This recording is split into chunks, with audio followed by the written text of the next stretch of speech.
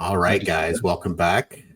Excited to do another episode here. Got some interesting guests coming up soon. But Peter, I think you have some news you'd like to share. Something big. Yeah, quite exciting news. Became a dad for the first time just this weekend. So all action, not much sleep, running on adrenaline for the show. But I think we've got the perfect topic to get into for it, right? Yeah, incredible. Yeah, I mean, this podcast is going to be really hitting our original concept for the podcast, which is babies talking about insurance, right, or something like that. What, vice versa, maybe. I'm not sure, but we've got incredible pair of guests. We've got Christy Lane and Laura McDonald, both a pair of repeat entrepreneurs. Their company, Flora, has created a fertility product that is something incredible and new. And I think we should bring them on stage. What do you think? 100%. That'd be amazing to get them on. Yeah. Wait, but before we do that, though, Peter, you look the same. I feel like the Iron Man. I think are you wearing an Iron Man shirt today? I think so. Today, yeah. Is this to show that you can do anything and still look right as rain? No, I think the last few days were a lot harder. I look like I just had a baby. You look spry. Yeah.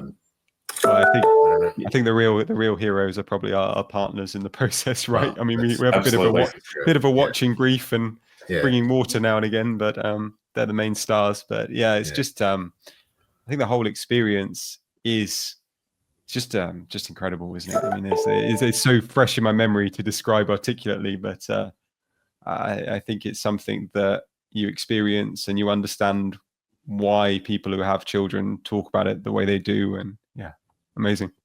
Yeah. And so is the child licensed yet to sell insurance? Soon, I think we'll get some surplus lines licensing going soon. I think, getting ready for his exams. Yeah. So as you mentioned, Peter looks fantastic for having a baby in the last, being with his partner in the last 24 hours, right? The last 12 hours, maybe 12 hours. Yeah, pretty much bang on 12 hours. Yes. So 12 hours since you just became a dad. Yeah. And Doug looks like, again, he's the new dad. And like 10 kids. Just if you can see below this line right here, you'd see I look like I'm still pregnant. So I'm lucky for the camera angle. Well, that's important. I think that, running a business and raising children has probably got a lot of similarities to draw on, I suppose. And you guys have both been full on running your businesses in the last couple of weeks, which has been pretty intense, I know. So how's that all been going? Yeah. It's sales season right now, right? Yeah. Just trying to get those sales done. Conferences coming up. I think by the time this airs, we'll have InsurTech New York out of the way. Excited again for that one. A lot of good people will be there. Yeah.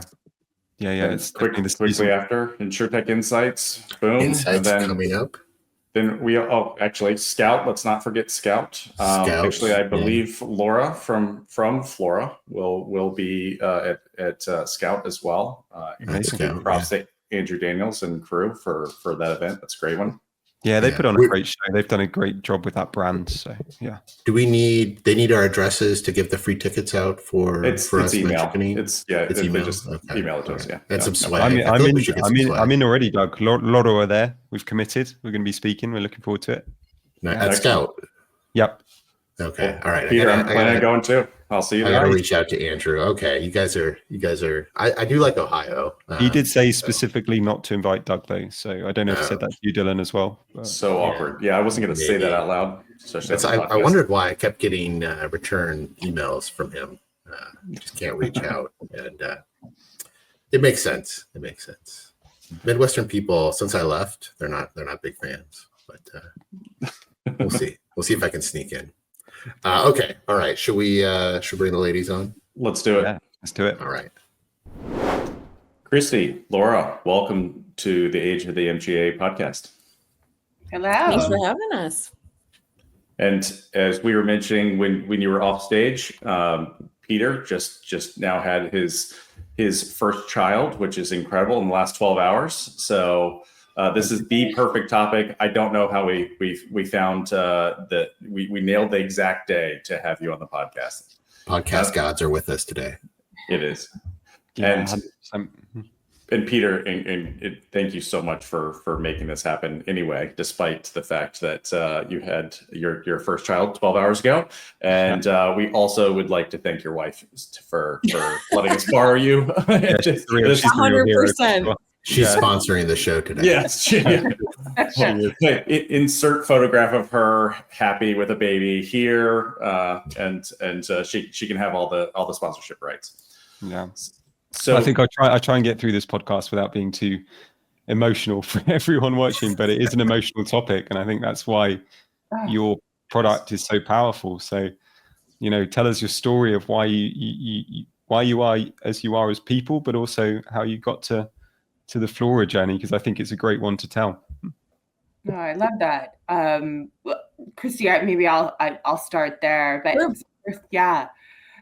thrilled to be on and so excited that you had your baby today. I mean, it's just such a, you're on adrenaline. It's just there's no moments like it, right, in life when you have your baby. So I can relate. I have 4 kids. I honestly never thought I'd have 4 kids, but I was so fortunate that each experience was mind-blowing. Really, it's mind-blowing. And the adrenaline and the just how the meaning, right? The meaning it brings to your life. It was really incredible. And now personally, because we're talking about fertility today, I didn't experience fertility challenges. I was very fortunate.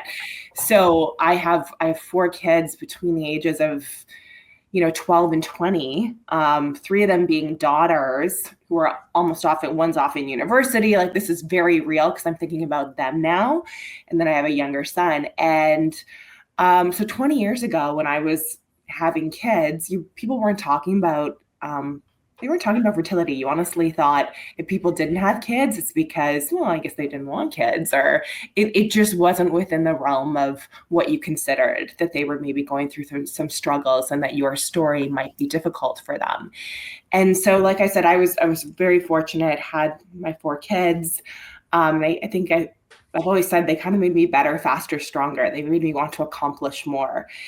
And so that, that's the lead up from a personal side, but from a professional side, my background's been really in the world of finance and insurance, but more about bringing new products to market, messaging. How do we engage consumers in these types of products? So let's say around 2010, I had built a financial media company that was focused on women and wealth. We grew to be the largest in Canada. I'm based in Canada, reaching millions of women through that voice. And at that time, it was really novel to say, look, the internet is really the new campfire where women are congregating and they don't just need to learn about budgeting and penny pinching and all of this. And so that was quite innovative at the time. And we ended up having a couple of books published and doing a lot of media and selling that to a brokerage firm. And it was the best few years of my life building that. And I had 3 young kids, and then my 4th came along during that time. And then I ended up working with a large insurance company, really doing product wholesaling, understanding the product, how do we position it with advisors and clients. Fell in love with insurance, honestly, at that time, and all of the different ways it could really have an impact, and saw the tremendous good in it. And then ultimately I led strategy at a couple startups, and one we dove deep into insurtech with body dimensional data and technology. And so that's my professional background. All of it sort of collided around Flora a couple of years ago.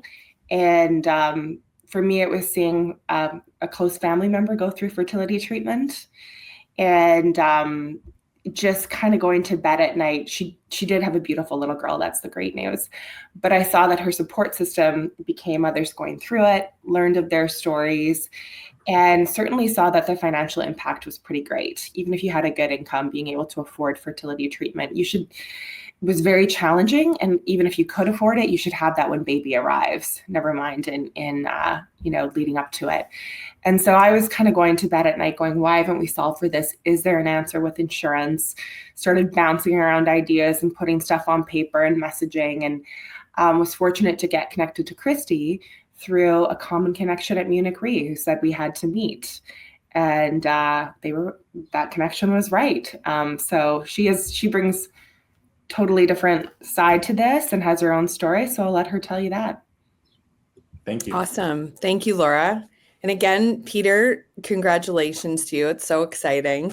Little baby on St. Patrick's Day too. And speaking of kids, I this morning was just doing the leprechaun trap thing. I'm not sure if you guys who have kids do that, but my kids make these elaborate leprechaun traps, and we try and capture the leprechaun, but we didn't capture the leprechaun. He did leave some chocolate. So anyways, congratulations, Peter. Do you know one funny story, Christy, on the St. Patrick's stuff? So it shows how generations change, right? Because when my mum had me, there was always this myth, particularly around Guinness, that Guinness was very good for pregnant ladies because it had iron in it. Now this to show my age, I was born in 87. So apparently Guinness stopped having iron in it around 86. I was like, yeah, I had Guinness when I was pregnant with you. I was like, great. Well, Peter, my dad, my first kid, my dad actually brought a Guinness, like a tall boy of Guinness, into the delivery room for me for post having, because apparently it still does have vitamin B. Guinness does. So there you go. Wow. Anyway, congratulations. And happy St. Patrick's Day to everybody. So from my story, from a personal standpoint, as you can probably see all the pictures, I don't blur my background. I have 3 kids, but I did go through infertility myself.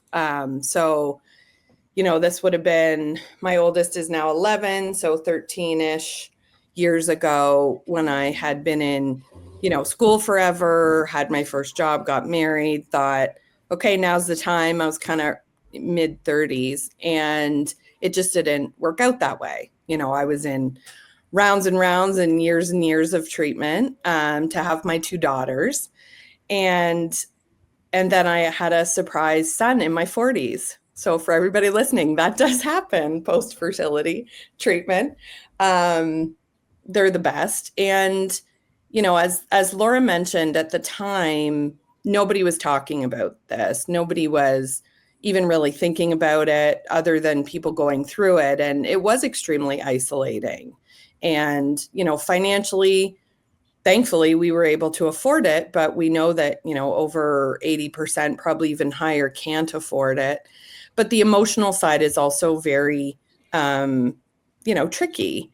And so part of what we're wanting to build at Flora because of that is not only, and I'm sure we'll get into the financial product and what it is, not only the financial product, but we want to build a community around, women's health, and potentially if women encounter infertility, what does that look like? What can they expect? Education and providing community. So that's, from my perspective, that's a really important piece, because man, I would have loved to have something like that when I was going through it myself. And when we talk to people, I was just at Fintech meetup in Vegas last week, and I would say over half of the people I talked to, and actually ended up meeting with a lot of women, had been through it themselves, or men where their partner, where they collectively had been through it. And so it's definitely resonating, and people are talking about it now. The next generation, Laura's daughters are a little bit older than mine. Mine are 11, 8, and 4. But my 11 and 8-year-old are aware. They're like, wow, mom went through challenges, I might as well. So anyways, that's from a personal standpoint. Professionally, I started out my career as an academic. So I'm a full professor of rehab medicine, did all the things I wanted to do in academics, won all the awards and was publishing all the papers, and thought there has to be a way to get this science out to the general public. And so the science I was working on, with my first company, this would have been about 2013, was wearable device information. And so I had started building algorithms to leverage wearable device data to understand risk. And, as an Age of the MGA podcast, that's how I ended up in insurance. Was my first company was using wearable device info to predict risk of disease and mortality.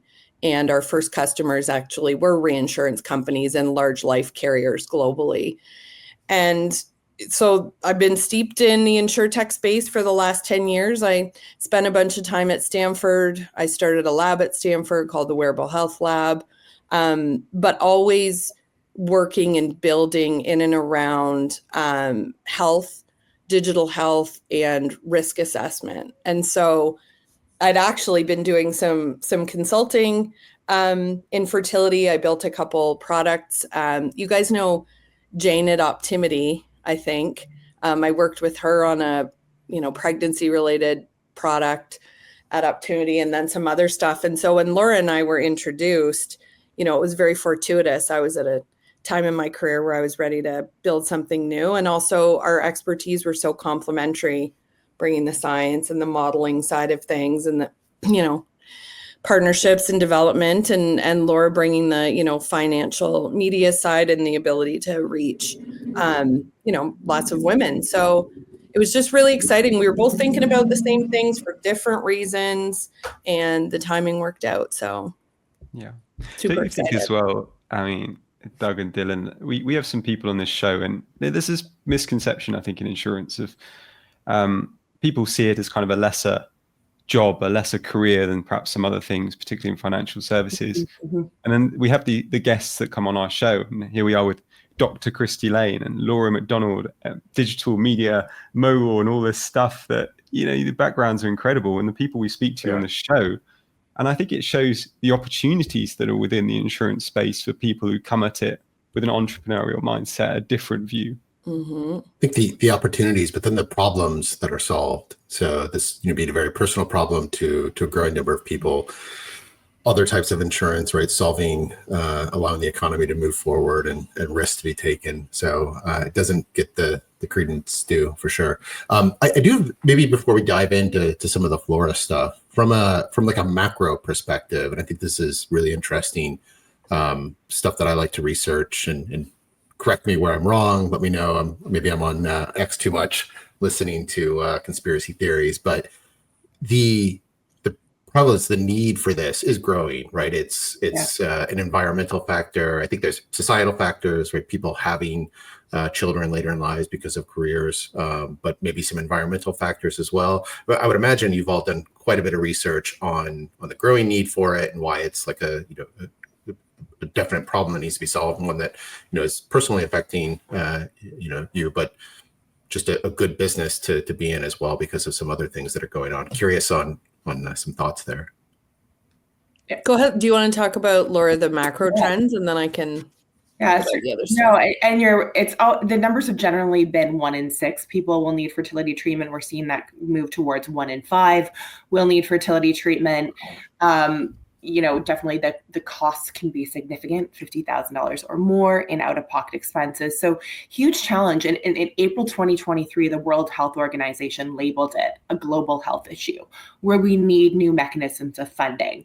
So certainly age, and Christy can dive into the underwriting, is where more women over 30 are having kids than under age 30. That's impacting it. There's a whole host of other factors that we don't have clear data on that yet, those environmental factors, but we need to start studying. That's actually one of the benefits of a Flora policy. We can dive into it. We're engaging with the population at an earlier age before they're undergoing fertility treatment. So we can start looking at these risk factors, emerging risk factors around fertility. But so all of that said, absolutely huge problem. When we talk about insurance and not getting the credence, insurance creates capital where there is none, right? That's one of the biggest things people overlook about insurance is like nobody else willing to fund a problem or, an underserved need. That's what insurance can do. And so we really look at Flora as a way to take community, very literally people coming together to fund one another's risk when nobody else is doing it around fertility and women's health as a broader sort of category. Well, I think this is a potential wide knock-on effect. Again, kind of depending on maybe what your thoughts are in the future, but we can definitely overpopulate the earth. I think there's probably a tipping point and we're seeing this in certain societies and countries already, where depopulation can have a real negative effect. And so maybe just understanding, right, how to solve for it, and having the ammo ready to go if and when needed is definitely something that it seems like you're all solving for. Yeah, I think it's there are articles coming out frequently about Canada in particular having a low birth rate. Japan is really in trouble with their low birth rate. And I think Korea, like that is happening in it's interesting, Doug, excuse me, in parallel, you have these countries struggling with birth rate, and it's not just physiological, it's societal, cultural. As we mentioned, people are starting to have babies later in life, but it's also a big part of what allows us to understand and build these individual risk models, because Flora is really the first to ever break individual risk models to bear when it comes to infertility. What we're starting to understand is that there are other factors, to your earlier question, impacting infertility. And I've spent my whole career pretty much in something called lifestyle medicine, which is understanding how behaviors impact health outcomes. And for fertility, things that maybe people don't think about all the time do impact it. So, physical activity is a big one, nutrition, stress, sleep, obesity is a big factor. And so that being said, these are all modifiable, but women need to understand, they need to understand, what are the risk factors that I have? And then how can I reasonably go about making changes without turning my whole life around? And, as a woman who went through infertility, having someone tell me, you just need to be less stressed. First of all, you need to work less. People told me that all the time. Stop working so hard, stress less, get more sleep. It's impossible, right? So we have to have, this is where the community for us is really important, is helping women understand these risk factors and then hopefully help mitigate those risks. And I don't want to judge, but was that doctor a man? Was that who? Was that doctor a man? No, of course. Well, and one thing I want to add, because we're talking about women, because we're looking at the broader women's health with fertility at the core. Fertility isn't a woman's issue. I mean, male factors come into play all the time around fertility. Our models are built as a starting point around individual risk around the female population. With that said, the evolution of our models also looks at the broader picture, right? And partners and male infertility. We know that, sperm, how a male, also his behavioral data, his lifestyle can impact the quality of that sperm and can impact infertility. So if we start to understand that better, maybe we have less IVF. So I just want to clarify there that it's much broader than women taking on the burden of it, but our risk models are based on women and our communities based on women to start. So let's dig into that a little bit, because everything we're talking about here is community, where we need to inform people, men and women. So how do we, the first step of informing people is actually having people willing to talk about these issues, right? There's taboo related to talking about fertility or infertility, the taboo of talking about miscarriages in particular. I think, I have multiple friends who've gone through this, and it's just such a challenging thing. Mm-hmm. And so how do we talk about those things? I understand opening up community is a really great start, but we got to, and that's kind of giving the people a place to do it, and maybe, to be able to do it a little more discreetly because it's online and it's not necessarily, I don't know if your community is requires that each person, certainly put their own full names on this, but the idea of having those conversations, that's I feel like the first step, right? They've got to feel comfortable having that talk with anyone. Well, I think especially. I think the good news is this generation is different, right? I'm aging myself here. I'm Gen X, and my generation, like we mentioned, we're not talking about this. Women who are of childbearing age, if you will, now are talking about this. So Gen Z, which is who we're largely developing this for, seem to have, a more evolved sense of, the ability to have these open discussions, right? You talk to women this age and they're talking about it. We did market research with one of our partners. Women are worried about this, and there's not as much of a taboo around it, Dylan. And, similarly with issues like miscarriage, that's a super tricky one. But again, it seems like there's more and more conversation. So we are obviously going to try and be there to really foster that conversation, make it more open and a comfortable environment for, as Laura mentioned, both women and men, because, while we're not selling initially to men, obviously this is in many cases a 50-50 issue. And when I talk to men about this who have been through it, my husband, for example, there's even less support, right? It's not something that men are thinking about talking to each other in their 20s about, hey, are you thinking about infertility? It's just so we want to just kind of foster the ongoing conversation. And Laura, I don't know if you want to speak to our awesome new branding, but I think that for us will play a big part in it. Yeah. So overall, our community has impact once you're a policyholder. Then if you do need, you're there, we're engaging with you with women's health partners related to sexual wellness. It's not even, we're proactively targeting young women. So at the time they buy a policy, they're not currently undergoing fertility treatment or IVF. The good thing is if they do need to undergo treatment down the road, that's when that community support kicks in, the dollars to pay for treatment kicks in.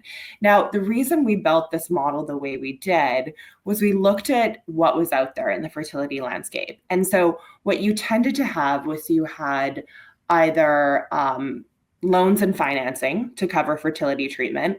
Ultimately, that's better than a credit card, but you're still paying for the bulk, all of the treatment plus interest. And then on the other end, you had a couple insurance models, and they've done very well. They've raised significant venture capital. They do a great job in their space, but they're still an underserved market. So one, you've got sort of like money back guarantees around IVF.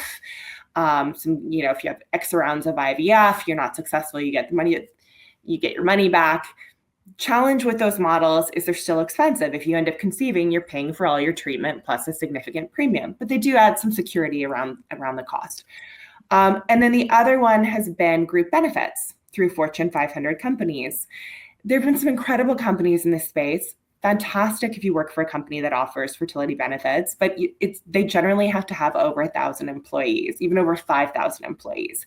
So it's Fortune 500 companies, and your coverage is typically capped at about 20,000. The gap that we saw was 60 to 80% of people, depending on where you live in North America, still have no coverage. These are people, 88% of people said they would go to an employer that offered fertility benefits. That's not even because they're going through it right now, it's because they're proactively thinking about it. And then you've got this whole population who's freezing their eggs as early as their mid-20s. Like they are putting their dollars towards protecting their future fertility. And so we did a lot of research with a very large women's health app, one of the largest in the world. They reach about 60 million women globally.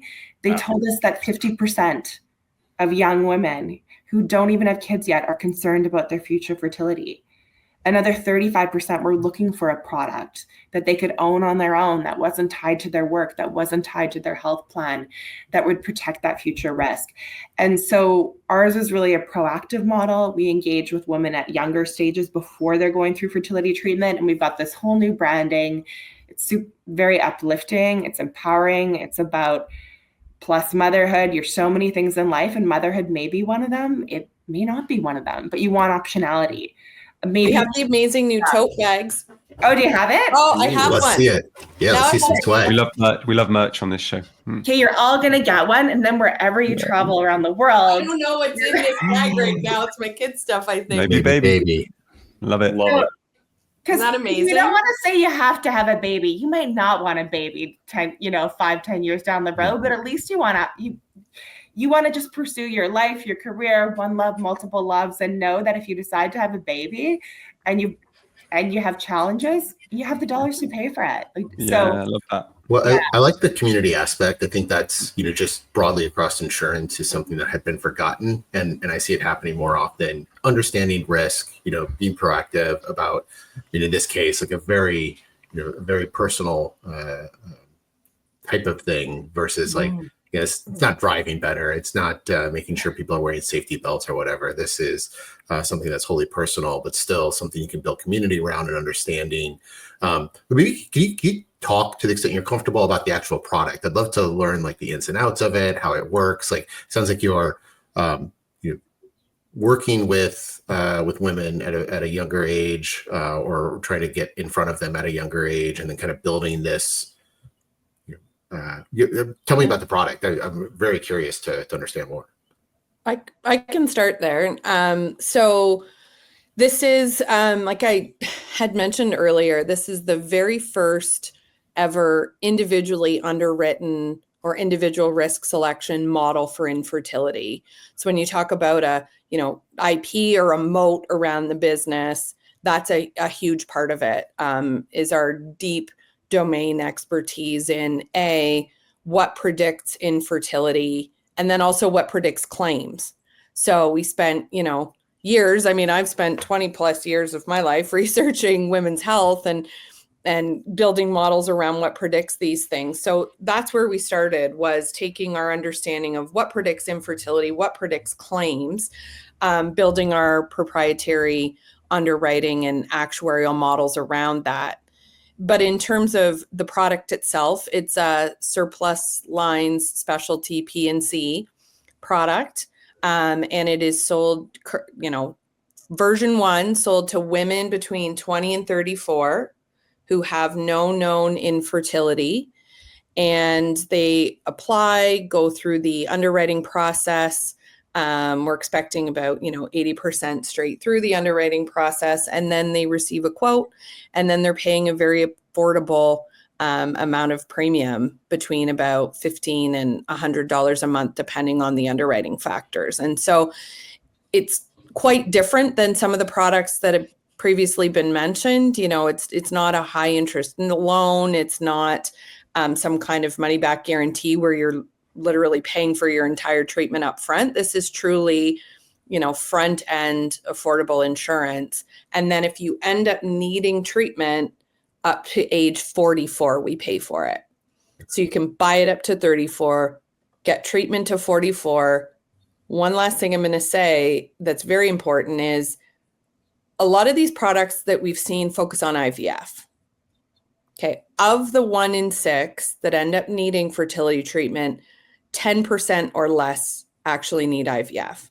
So there's 90% of people that also need treatment, and that's also where we're there for them. So we're paying for the whole spectrum. We're paying for initial consultation with a fertility specialist, find drugs if you need them, IUI, and then eventually IVF. So it's really the full clinical spectrum that we're covering. And then is it on the partner side as well, or is that a separate coverage? So how does, because I think it's, as far as the initial consultations, right? It's usually both going through some type of. Yeah, we're not. So what's interesting is when you dig deep, as we have on the, the payer codes, the ICD-10 codes on infertility, a lot of male infertility is actually covered under bundled codes.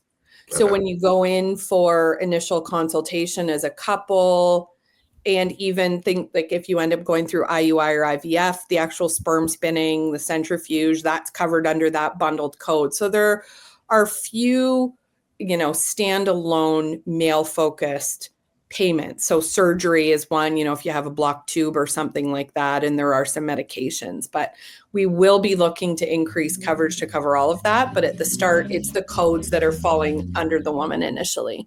And I assume that's just the majority of the expense when it actually comes down to it, right? So having that covered is still like a massive help, even if there's not the male coverage right away. Oh, 100%. Yeah. This actually brings me to, and I don't know if we'll get in there, but how you develop a new product. We couldn't necessarily say, we're going to cover absolutely everything. We're going to include we wanted to do women up to insure women up to age 40. We built the models for that. But when you're trying to get your capacity partners, your whole new product, you need your partners to come on and back that risk. You know, your insurers, your reinsurers, they don't want you to say we're doing everything. And so important to know when you're building an MGA, you have to narrow your focus. And that's why we said, okay, well, we built models to sell a policy to women ages 20 to 40. But we're going to launch with age 20 to 34. That's when you have to buy the policy. You can use it, you know, up to age 44.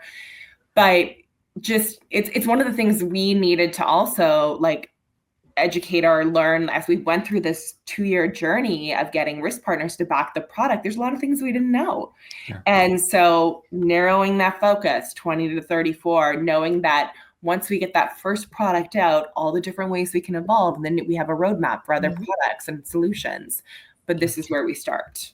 And then one quick thing, if you think about it, if you're 20, you know, if we're selling to, you know, even a 25-year-old woman, we thought about options for riders, right? We'll add a rider on for the partner.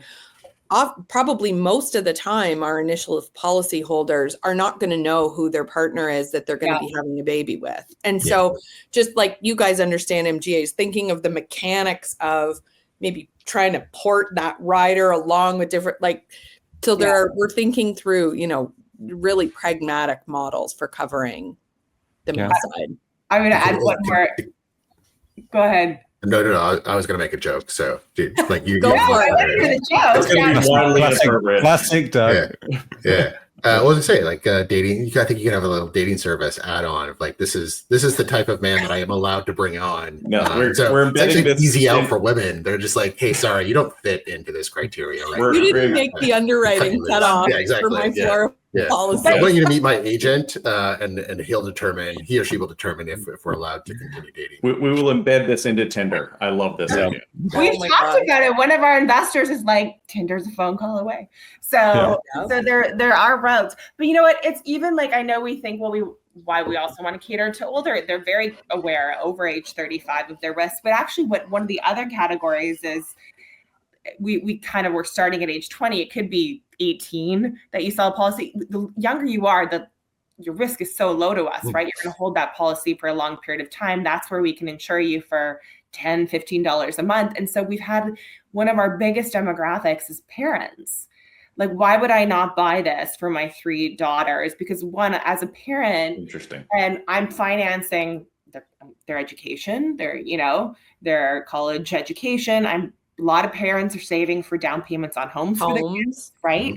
Yeah. And fertility is actually the third biggest sort of expense that could be $50,000 to $100,000 that 1 in 6, 1 in 5 will go through. This is the only one you can insure. So why wouldn't I? The earliest I could start, I've had some health plans say to us, like, can we get everybody once they're 15, 16 years old, if you could get a population on this for just like dollars, you would fund that future risk. So just different ways the model can evolve. We so often go towards the people who are going through treatment right now. And I get that because it's very impactful and emotional in that time, but we really want to attack that problem proactively. It's the only way to make it more affordable and accessible. Yeah. I think you mentioned a little bit about reinsurers without going into specifics. I love that part of the journey. Like it was the most difficult part for the MGA I was starting. Curious like how that process went, any good stories from that. Part of what we're trying to do with this podcast is educate others that are building MGAs. And I think this is probably one of the bigger parts of the whole process. So anything you want to share there? I mean, I would say it might be one of the hardest things I've ever done professionally. Yeah. I mean, it's the biggest advice I would give, and I think Laura would probably say the same, is to use a broker. I mean, we were part of InsurTech New York. Laura and I went in there all hot thinking, we're just going to do this. We're going to like go in there and lock this down. And then we went, wait a minute, like we can't do this on our own. It's a very specialized area of expertise, as is what Peter is doing at Laura. Like there are people who specialize in certain segments of this journey. And I would say the front end piece of capacity was very difficult in a sense that, you know, it took time, but we worked with Guy Carpenter, we had amazing brokers, and I would say a big part of it also is patience, right? Especially when you're bringing an absolutely net new product to market like this. You know, this isn't a new spin on auto or a new spin on home. This is there's no experience data from an actuarial or underwriting perspective for this. So the underwriters and the reinsurers are having to look at this net new and say, do we believe you? Do we trust that you've built these models appropriately? And honestly, that's where having domain expertise really helps. I think, you know, for people who are thinking of starting something new, I wouldn't try and start something new in an area that you don't have like a true background in, because you're going to get raked over the coals many, many times, and you need to know your stuff. Laura, I don't know if you probably have different things to add. Yeah, I mean, definitely. I think we were unaware, we were naive. We had this great idea. We'd done the research about the demand for this type of product. We had so many people say to us and still say, this is a no-brainer. Why hasn't this been done before? We continually get that because it's really hard, right? It's so hard to get the reinsurers and the insurers on board. I think it's been about a year and a bit of going hard. We've heard some companies it's 4 years. It doesn't happen. And also to be able to raise capital when you don't have that on board. We were fortunate to have a pretty significant, you know, for pre-seed, pre-rev, we raised a great round. We hadn't even fully locked in our capacity partners at that point. But now having these A-rated carriers behind us, it means a lot. But it's hard on top of all of the legal and regulatory and like that's a whole other beast. So the two comments we get are, this is a no-brainer. Why isn't it done before? And then also, why aren't the insurance companies doing this? And to that one, I've worked at a large insurance company. I know their roadmaps are long. They move slow. You think they might have this massive, robust marketing department, and it's like the one person creating PowerPoint decks for the wholesaling team. So that's, you know, we really see it as an opportunity. Insurance companies want to have new products. They want to engage customers early. Flora engages with women. It might be one of the first true insurance products they ever buy, but they don't have the bandwidth. And so this is the opportunity for insurtechs like ours to come in, to build something meaningful. It's a ton of work. It's super hard. But what we've seen is that they're very supportive about it, and they want to play a role in the evolution of it. Nice. You're hitting on so many points that, and I know Doug was probably about to say this point, that Doug and Dylan and I, when we started the age of the MGA, wanted to get across to people, is that there's a lot of MGAs out there. There's a big topic in the world of insurance. It doesn't mean categorically that launching an MGA is easy. I mean, listening to the depths of research, the backgrounds you have, all the steps you took to get to that point, and still capacity is very hard to secure. Getting a product off the ground is something that doesn't happen one day to the next. And it's not that we're here to warn people not to follow the entrepreneurial dream or launch an MGA. We just want people to understand it's hard and it's a commitment. And it's not something that comes easy. And I think the stories we tell on this podcast very much, you know, reflect that, Doug. Yeah. Well, I think getting, you know, the InsurTech team at Guy Carpenter is amazing. We use them. Loved the crew there. You know, Tony and David from InsurTech New York, MGA Labs, friends of the show, friends of all of ours, right? I think getting no's from them can be just as important because it is like, you know, the number of years you both have spent on this, and I've seen others do it and just never get any traction. I think trying to understand if this is even something we should be doing, and you know, maybe there is a reason that some of these larger insurers aren't doing it. My default is, as an entrepreneur, is like, if somebody tells me, you know, this isn't being done because, you know, Google can't do it, we can't do it, whomever, I'm like, well, yeah, that doesn't mean anything. You know, they're slow, big organizations, like we're going to come in and shake it up. But honestly, there is, you know, especially in insurance, you know, maybe a regulatory reason why, you know, in auto, which I did, there's plenty of reasons not to launch products.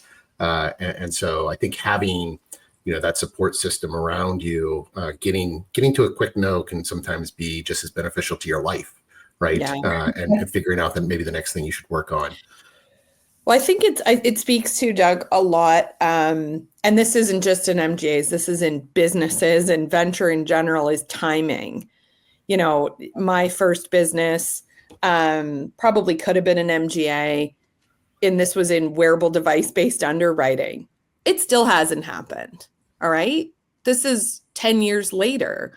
And to the point around big companies and trying to get things off the ground, maybe it's that, maybe it was just timing. Maybe that was just too early. And I think that part of what you have to evaluate is it actually the right time? And there are all kinds of signals. Can you get the capacity? To Laura's point, can you get investors? The investing environment right now is really rough, as I'm sure all of you as CEOs know. But we had really good signals from investors, really impactful, people with a lot of understanding of the market. So I do think it's a lot of a timing thing. Truly look at the market, do your market research, make sure there's actually a demand for what you're building, and it's not just a great idea. But then if the timing's not now, that doesn't mean it's never, right? Like, do you think in your product, Christy and Laura, that the reason bigger companies struggle to be effective in a space like this is because of what you described? You're creating this community, you're creating value above just a pay at loss type situation. And I think to be part of that, customers, consumers need to be with a brand that they really resonate with, trust, and maybe the legacy of, or the reputation of some of the larger insurance companies isn't there to formulate that kind of partnership that you guys can. I think sometimes, and perhaps unfairly, we're big defenders of the insurance market in general here on the show, but people do have a negative reflection of some of these brands, right? Yeah. Are you saying you don't want to buy fertility insurance from an emu? And Doug, a little offended. Never, only from Flora. But so on that, I think some of the trust issues that come with the insurance industry in general are related to the denials. It's related to, of course, being non-renewed. So I guess from that perspective, a lot of people are scared to make that little teeny auto claim or that little teeny homeowner's claim, which is most people, most normal consumers have experience with is the personal lines. So they've got this experience, this poor experience where they know if they put in this tiny little claim that either their premiums are going to be jacked up or they're going to just lose their coverage and have to find a new provider, which is a pain, number one. And then two, they assume that, of course, their next policy is going to be much more expensive with the next carrier. And so I guess what do you all do about that, right? Because this could be a long, ongoing process. How do you account for that, and how can you assure people that making that claim is a totally appropriate thing to do, and that they're just not going to lose their coverage immediately? I can take that to start from a claims perspective, where it's in many ways a reimbursement based model. So you've paid your premiums, you have a legitimate infertility issue, and you've gone through the appropriate steps clinically, we're going to pay that claim. And it's very different from other models where there's not going to be a readjustment of premium based on your claims. We're incentivizing women to buy early so that they can start at a low premium, and then it's really just indexed to inflation. So very different in that way, where we truly want to be there for you. If you are the 1 in 6 that end up needing treatment, and you've gone and sought the appropriate clinical path, then we will pay those claims. So there shouldn't be. It's a great question though, Dylan, around fear avoidance is a clinical term we use for this, and back pain, but fear avoidance, where you're not doing something because you're worried about something happening. We really want to make sure that our claims process is very thoughtful, and that women are educated about what their policy includes, what they can and cannot claim up front. And I'm a big claim supporter, as you two, of course, know.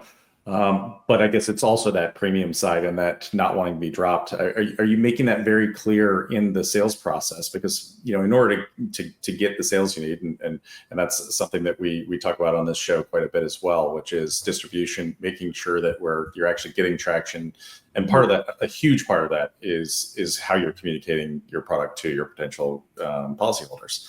And so making sure they understand, you know, the first part, Christy, you addressed, which is, hey, we've got, you know, we're going to take care of you from a claims perspective, right? The policy is designed for this. So if you're having this situation, we're good. You're gonna get payment. But then you also mentioned the premium side a little bit. So it's indexed to inflation, fantastic. So they're just going to they can keep this policy for as all the way through till, I guess that would be 44. You said, right? Yep, 44. So that, is there a reason that you would ever drop a client and non-renew their policy? Not really. I mean, Laura, unless you can think of any, but from our perspective, I mean, non-payment, obviously. So if you stop paying, and honestly, all jokes aside, if you stop paying and you churn, you have to start from the beginning. So say you're 42 and you stop paying, well, you're not going to be able to get back in. You're 34 or you're 33 and you stop paying, you're going to have to come back in at that age and be re-underwritten. So there aren't any, you know, the post-policy kickouts, if you will. That all happens at the front end. Go ahead, Laura.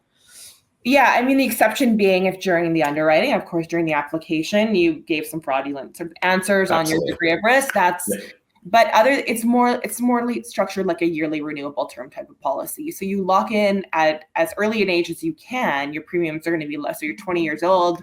Say I buy it for my daughter, it's close to $15 a month. It's indexed for inflation, so it's going up nominally.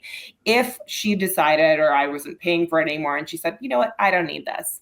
Maybe I had my first child and I didn't need fertility treatment, so I canceled the policy. I'm 25 years old. At 30, I decide to reapply. Well, you have more stringent underwriting. The costs, it's, you know, the monthly premium significantly higher. So there are advantages to buying earlier. And we do have a coverage wait period before you can actually make a claim. So that renews. So there's strong reasons to maintain the policy, and then we're there for you. We're there for you if you need the dollars to pay for treatment down the road, but we're also there for you we talked about this community side, but understanding your lifestyle risk. We're partnered with partners who look at hormones, who look at like the vaginal microbiome. There's emerging data there and its impact on fertility. We're partners who are looking at sperm and epigenetic data.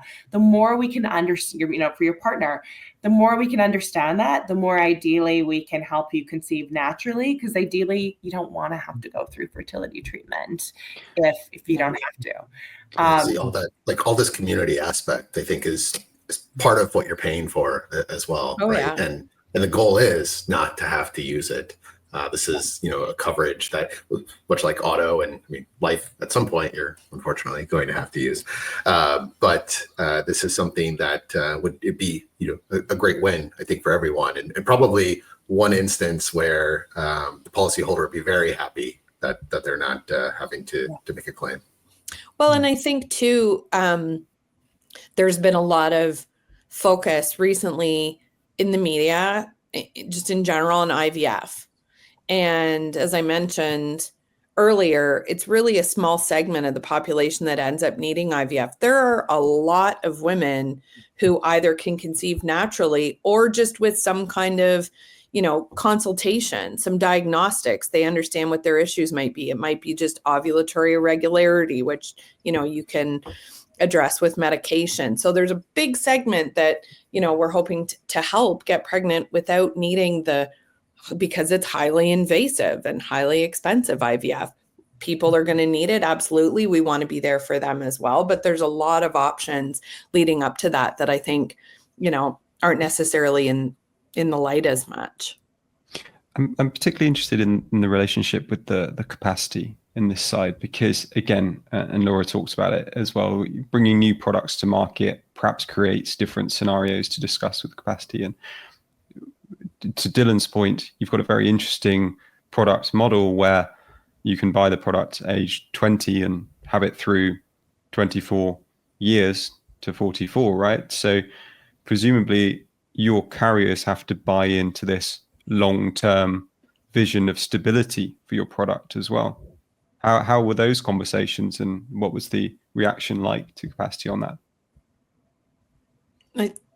Laura, I mean, the interesting thing about our model is, from a capacity perspective, the longer they stay involved, the better, really. Yeah. I mean, the book loss ratio versus what we're looking at for the first couple of years is significant. And I mean, they're really our capacity providers, we're not going to name them, but they're in this for the long run. You know, they're seeing this as, like you said, Peter, something that someone could own for 24 years, something that, you know, likely, if our models are accurate, they're going to be paying into for long term, and only 1 in 6 making claims. So that part actually wasn't tricky, I would say, the longevity of the program. I think what's just tricky is that it's all net new data, and that they're having to, you know, really dig in and deeply understand, have we got it right? Have we, you know, used appropriate data to build these models? So we're hopeful that our current partners will be there for the long term. I mean, we're also contemplating the captive model. Yeah.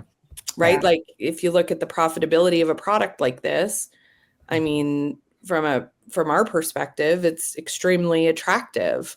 Laura, I don't know if you have any thoughts or comments on that, but I mean, exactly all that. The ability to earn some degree of investment income on the product, right? Which we're not taking advantage of as an MGA. So that's attractive to our capacity partners. But we believe in the model. We'd like to be more profitable. We'd like to offer more to policyholders. So at some point down the road, exploring a risk share would make sense. We've sort of run those models. It's important for people to realize, when they launch an MGA, your margins are very, very slim, right? Mm-hmm. So you have great capacity partners. They need to earn what they need to earn, and it can affect what they need to earn, can affect your loss ratio. But you don't want your loss ratio it has to be something that's still valuable for your policyholders. And so it's just this balance, right, of how do you launch a new product? How do you still cover your non-loss costs? That's what's great about our community side, is there's different ways we lead with fertility, but is there the opportunity, when we understand your data, to offer you other trusted solutions, other trusted insurance solutions, financial wellness? We're partnered with providers who are doing other great products. You can do, you know, affiliate and partner type of revenue. And that's really where we want to offer the most benefits possible on fertility, but have other trusted solutions augment sort of our revenue potential and our model. One quick thing. The data that we're using for underwriting is almost identical to life underwriting. So we have conversations often with life carriers around, you know, pre-qualified lead gen into life and other products. Like, there's a ton of opportunity for cross-sell, upsell. Sure. So it's great that you're bringing up the slim margins, right? And I think a lot of people who are considering creating an MGA need to understand that. And I guess the two most important things that I can think of that relate to those margins, besides, of course, making sure that you're going to continue to write a profitable book. That's number one, or you won't have capacity and it won't matter. You won't exist anymore. But then the next two things are technology, right? Leveraging technology to make sure that you can be lean. And I think it's an important thing. So I want to talk about that. And then after that, I'd love to get more into distribution, because without distribution, it's a slim margin, and since you have some fixed costs, you need to make sure that you are selling quite a bit of your product. So in order to take care of the fixed costs, let alone the variable costs associated with those policies. So let's start with technology. So what kind of solutions are you using? What is it that you are trying? What are the next few steps? What is making you efficient? What's making you have the capability of being profitable? I can start on the tech side, and then Laura, you can handle distribution. So we have Peter on the call, new dad Peter of Loro. We're working with Loro from a tech stack perspective. We wanted, as you mentioned, Dylan, to run very lean. We do have an incredible female CTO. Can't say that very often, even in this day and age. But so we have in-house tech talent. Both Laura and I have overseen the building of products. But we wanted to be lean, and we wanted, as mentioned earlier, domain expertise. And we spent a lot of time evaluating the market for tech stack solutions, in particular, low code, no code, underwriting solutions. And we're really impressed with what Peter and team have built, and the fact that it's, focused on specialty MGAs. The pricing model was really attractive, and we've had a great experience so far. This is not giving you all the plugs here, Peter, but this is great. I mean, this is just the headline of the show and cut everything out. And without inflating poor Peter's very tired head anymore, what other things do you have in the tech stack? And that could be, and this is because we want to get very real. This is for people who are just starting up. Are you going Google Workspace? Are you going Microsoft? Who's your CRM? Who are you using for accounting software? Like that, the whole tech stack. Okay. All right. Well, so the vast majority of the the policy admin, the bordereau, that's all in Loro. We're using AWS.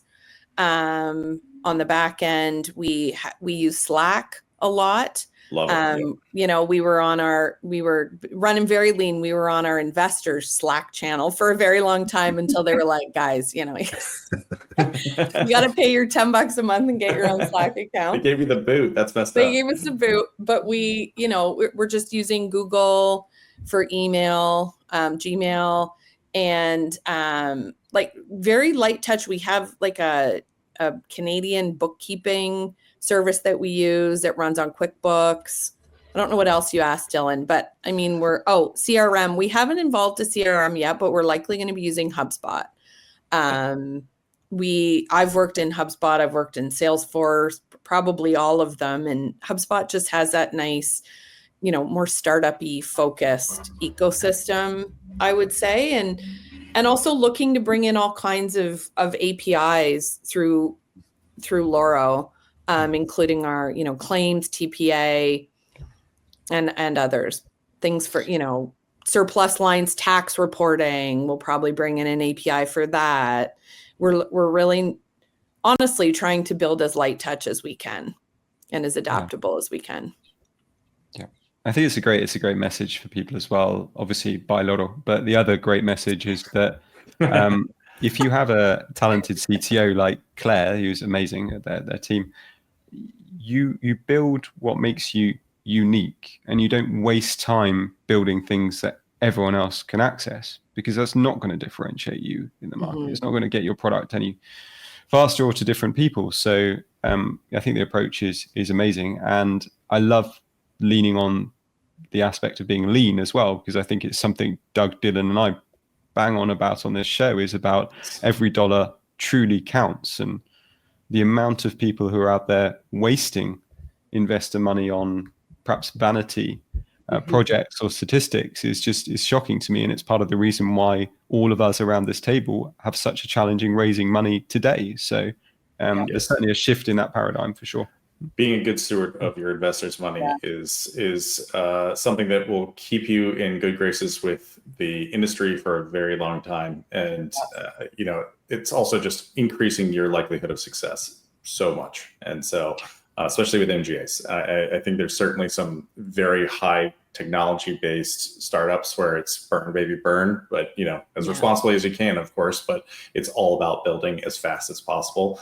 It's not that this is not something that shouldn't be built fast. This should be built fast, but responsibly as well, because we have the insurance part of this that I think so many people forget.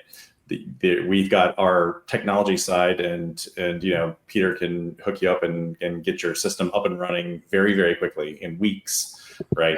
But the thing that you're still going to be dealing with is you're still dealing with a fronting carrier, reinsurers.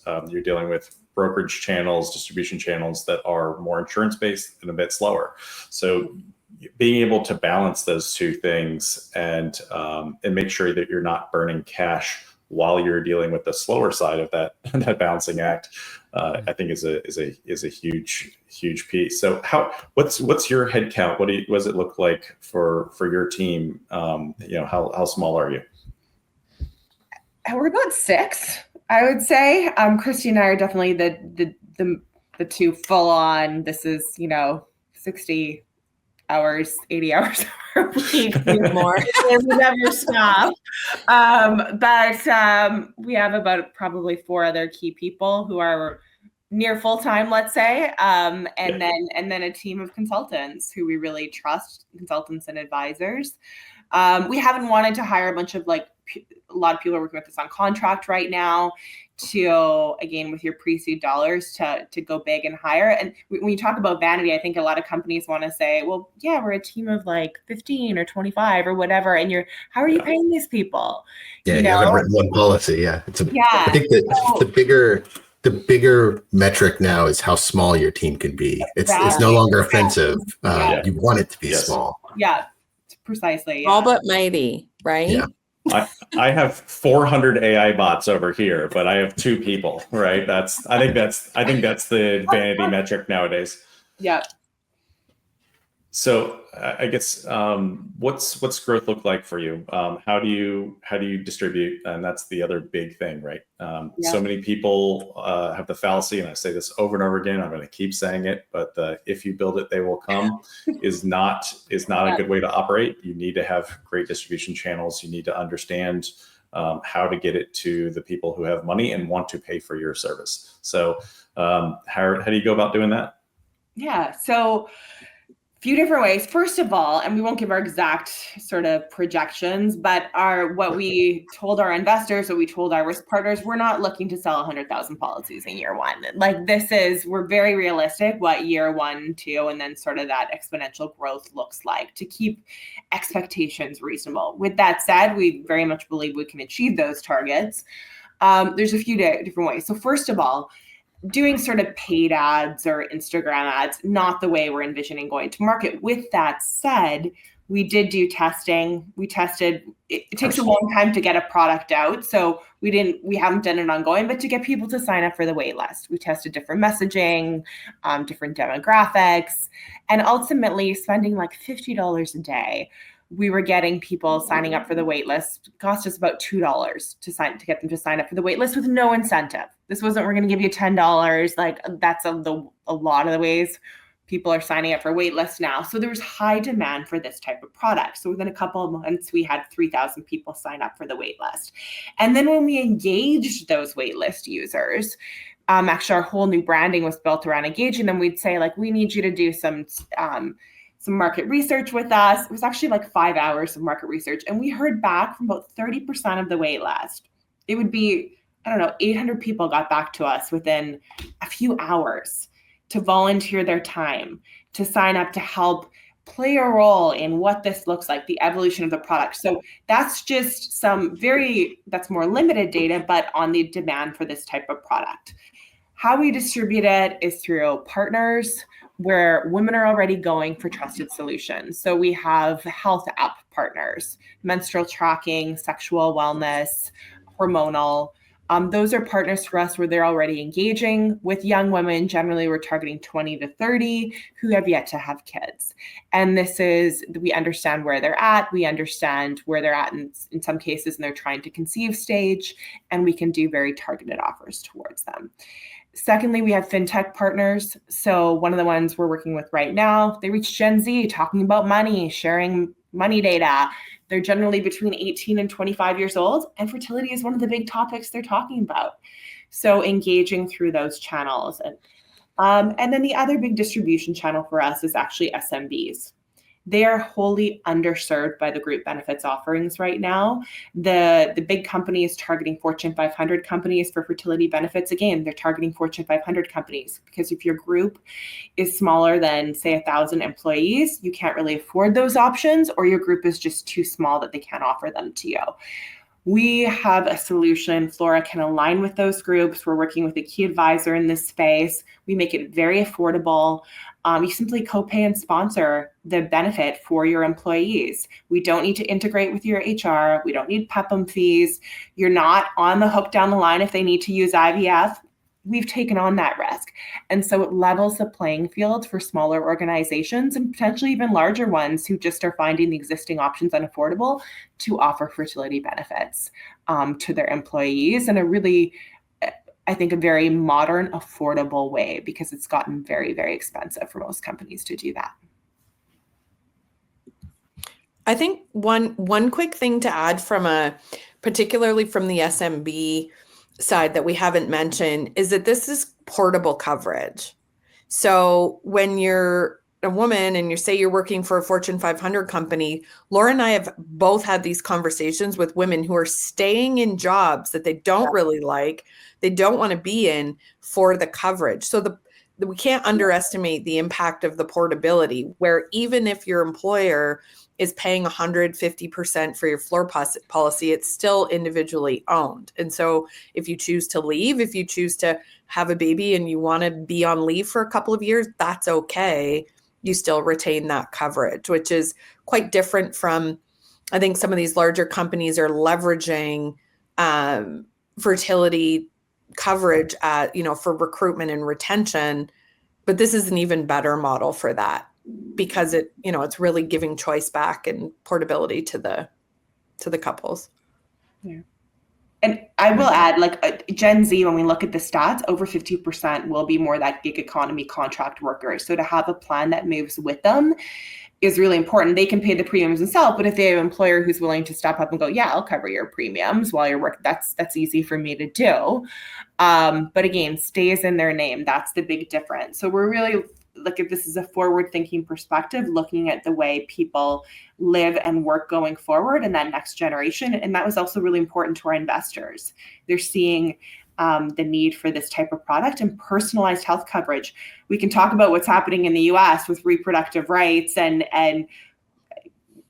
with all the politics around it. First, we're taking away access to IVF, then we're saying we need to make it more accessible. Ultimately, we really believe you need to own your health outcomes, and you need a plan that stays with you regardless of what's happening at the whims of, let's say, politics or employers. Yeah, I love that flexibility. That's could be used in more insurance products. So very exciting that that's what you guys are all building. Well, and individually owned, I think, is another key. Laura brought up what's going on in the US, where, let's call it out. Trump came out and said, I'm supportive of IVF. Let's get IVF funded. But with absolutely nothing underneath that. There's no implementation plan, no plan for, how to actually get funding and treatment in the hands of women. And what that's doing, which is, positive from a Flora perspective, is women are seeking private coverage, private and portable coverage, where they can purchase a policy and go seek treatment wherever they want and have the financial backing behind it. So we're actually, there to fill that gap that's been created, which is great. There's so many amazing points that to take away from all the stuff we've discussed so far. I'm pretty excited by our big question that we asked to close out these podcasts. I don't know, Doug, Dylan, if you've got any last thoughts or questions before we get on to that.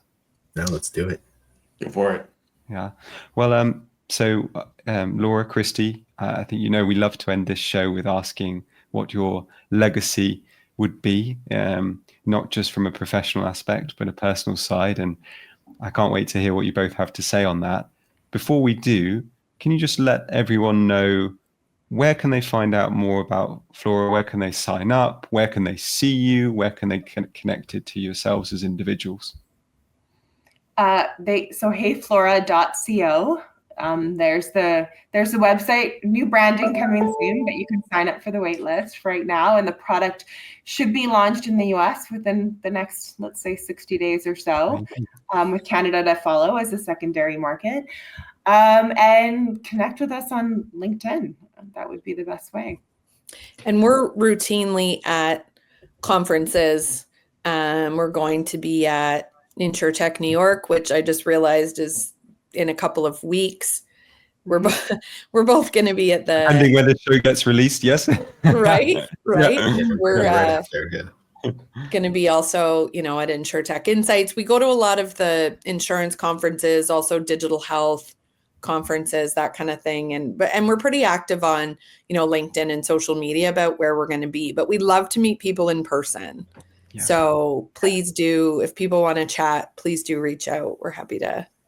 Christy, I don't know if you remember, the first time we met was playing poker at IPC. Yes. Yeah. where those damn VCs got us in the end. But, I know. The guy that hosted it won. The guy that hosted it won. I mean, I feel like there's something going on there. But we met in line for the poker tournament, and I feel like those, impromptu meetings are often the best. And Laura and I are both very much in person meeting people. So well, I'm pretty sure that Christy and Laura actually introduced me to Peter originally, if I recall. Is that how we met? I think so. Yeah. So it's small world. Yeah. And Laura and Dylan and I bonded over having ice cream, I think. We did. We went from was that InsurTech Insights or was that InsurTech New York? That was InsurTech New York, the MGA lab, yeah. And then we went up and we went to a ice cream vendor in New York. And by the way, not that time, but a different time, I went to the exact same guy. And that guy, he took a lot of money out of my credit card. Yeah. Oh wow. Well, we won't. Ice cream. Oh, yeah. I'll add in. I remember Dylan when we got the ice cream, and then we're like, walk us back to our hotel, and you walked us back to. It was like the worst. You're like, you're staying. It was a sketchy hotel. There's literally someone being arrested. There's someone being arrested out in front of their hotel. And we were sharing a hotel room. This is like startup, right? Like we're staying in the worst hotel in the middle. In Flora investors, if you're listening, just understand. Like a little sharing a tiny hotel room in New York. And it was sketchy. Yes, saving money. And not too much on the casino theme, but Peter and team and I went out to an amazing off-strip casino. We did. I mean, I'm a big advocate, and I think Christy is too, of Ellis Island. If anyone goes to ITC or other events in Vegas, a lot of fun. Best pizza. Nice. Best terrible karaoke as well. Yeah. Love it. Good fun. But no, honestly, Laura and Christy are such great fun. So if anyone's at these events and they see you, don't be intimidated by how successful they are and brilliant they are. Just go up and say hello, and you'll have a great time. So guys, big question to finish. Legacy. Christy, would you maybe like to go first on this one? Sure. I mean, I feel like Laura and I have similar, maybe not, but mine's always, and I always get emotional. Man, I hate being on video for this. It's Tell me about it. Now you know, Peter. Like having daughters. I mean, I have a little boy, and obviously, want him to have the best life, most success. But having been a woman in business and building businesses and struggling as a woman to do all the things that Laura and I have done, I want to be able to create an environment where, they can do all those things and it's easier. You know what I mean? From a fundraising perspective, from a, just building businesses. Maybe they don't want to be in business. Maybe they want to do something else. I just want to create an environment where they feel like they can do whatever they want. And from a, Flora perspective, just super excited to help women who are like going to be going through what I went through. Because it was shitty. I don't know if I'm allowed to swear. You are. No, you can say whatever you like. We're working on it. It was really shitty, and double down. financially. Great, thank you. What's that? Double down on it. Hit it shitty twice. It is shitty. Drop and an F-bomb. you're helping, and you're trying to help shitty. solve that problem. It was fucking shitty. It was shitty. And I mean, for me, for my husband, and so for all the Gen Z coming along, I just want to build something that helps them from a community perspective, from a financial perspective, just to feel, just to make things a little bit easier. That's it for me. That's such a great one. Beautiful. Yeah. Sorry, I get so much. Sorry, Laura. Follow. It's okay. Unfortunately, you have to follow that. Unfortunately, Laura, I have to poke Peter here. He's now making a wonderful guest cry on our podcast. So yeah, thanks, Peter. Thanks, Peter. Yeah, it's great. We love that kind of emotion. English people really messing with the Canadians today. Sorry, and us Canadians, very sensitive. Over to you, Laura. You know what? And this is really, when we talk about insurance, I want more people to take risk and to start, if they see a problem, like actually take risk and try to find a solution. Love it. I mean, I'm drawn to, I guess I've always been an entrepreneurial person. I come from a family that are not entrepreneurial at all.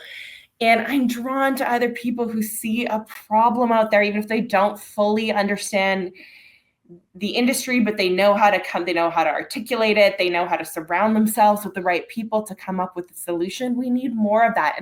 And I know we're talking about when we actually, I think we need more of it from women as well, female founders. About 2% of venture capital goes to female founded businesses right now. It was 1% last year. Like, that's dismal. So I just really want people to feel that they have the power within them to do that. It's taking that first step. It's understanding that there's a problem, articulating that in some way, and starting to share and get connected. It's how Christy and I got connected, right? And so I think there's more and more solutions within any industry, but also within insurance. We like to call Flora positive impact insurance. It's not death. It's not disability. It's about something that's going to have a very positive impact on your life within the short term. So let's start funding underserved needs and let's, I'd like put two sticks together and try to make fire. Like, it's always worth it.